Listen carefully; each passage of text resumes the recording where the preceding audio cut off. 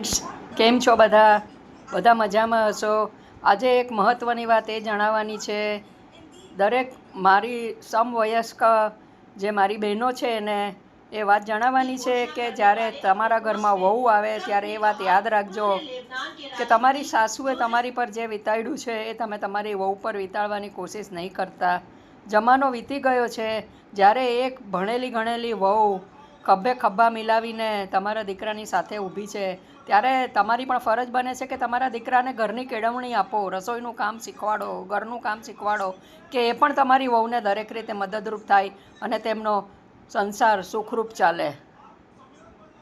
બધા જ આશા અને અરમાનો લઈને આપણા ઘરમાં આવનારી આપણી વહુ કોઈની તો દીકરી જ છે. એ દીકરી તરીકે જ ત્યાં જન્મી છે. એના બધા આશા અરમાનો, એની બધી ઈચ્છાઓ, એના બધા શોખ એના મા બાપના ઘરે પૂરા થયેલા છે. તો એ તમારા ઘરે આવે ત્યારે તમારી ફરજ બને છે કે એને કોઈ વાતે એક પણ વાતની ખામી ન લાગે, અને એ તમારી ફરજ બને છે દીકરાને વહુમાં એક પણ બાબતમાં ભેદભાવ નહીં રાખો.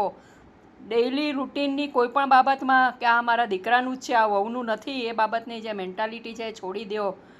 પહેલાંનો જમાનો નથી આવે, હવે જમાનો બદલાઈ ગયો છે. જો તમે ભેદભાવ નહીં રાખી અને એક અજાણી વ્યક્તિને તમારા ઘરમાં સ્થાન આપશો તો જ તે વ્યક્તિ તમારા ઘરને પોતાનું ઘર માનશે અને તો જ તમારું ઘર સ્વર્ગ બનશે. જમાનો બદલાઈ ગયો છે.